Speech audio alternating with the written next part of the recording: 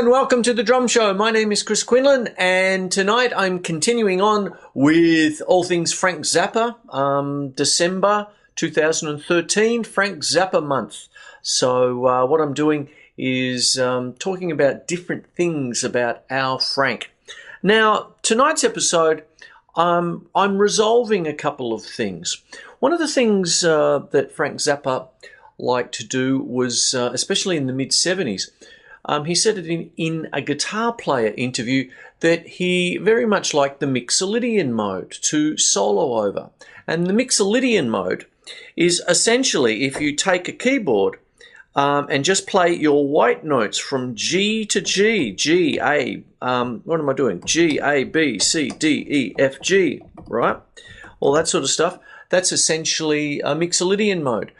What happens is you base it from the fifth step of your home major key, which, if it's all the white notes, would be C. C, D, E, F, G, A, B, C.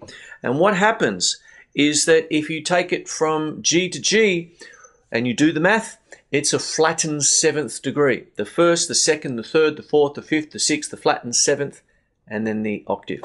Now what happens is that when you do use the Mixolydian mode, one of the other big things about the Mixolydian mode is it's used a lot in Celtic music, and that's my background. I grew up in an Irish pub, Dan O'Connell Hotel in Carlton.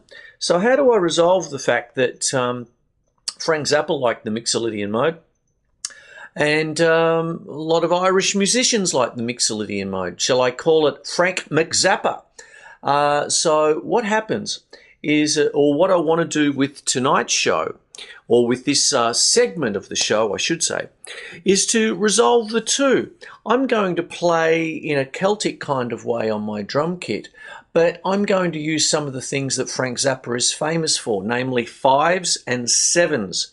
Okay, if you're going to think fives, say hippopotamus. I say it a lot. I'm going to keep saying it a lot until you get it all.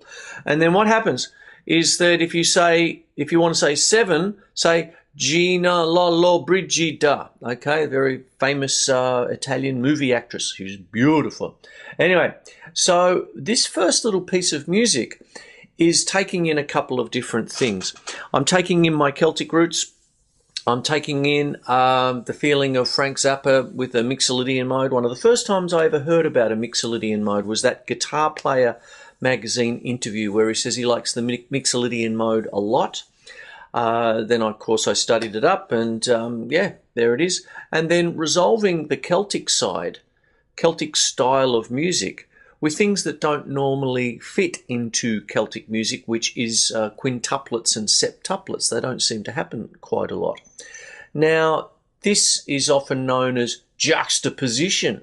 And what happens is that, as you can see around me, I've got all the early Mothers of Invention albums, from the very first album, Freak Out, right through to when the Mothers basically finished up. Their last album was the classic Weasels Ripped My Flesh. What a great album cover, one of the classics, I would think.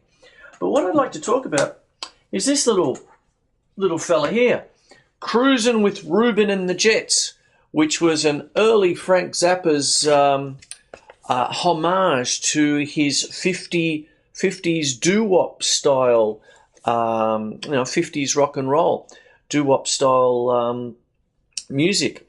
And basically it's them doing, homages, doing little harmonies. But what happens with this album is that inside good old doo-wop, and all that sort of stuff, he's putting in themes by Stravinsky.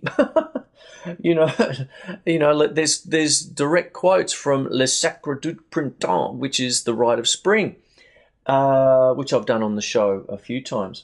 So this is what I want to talk about with this piece of music: juxtaposition, being able to draw in different areas and create new pieces of music with it. And in this case, all on the drums. Okay, I hope you enjoy it.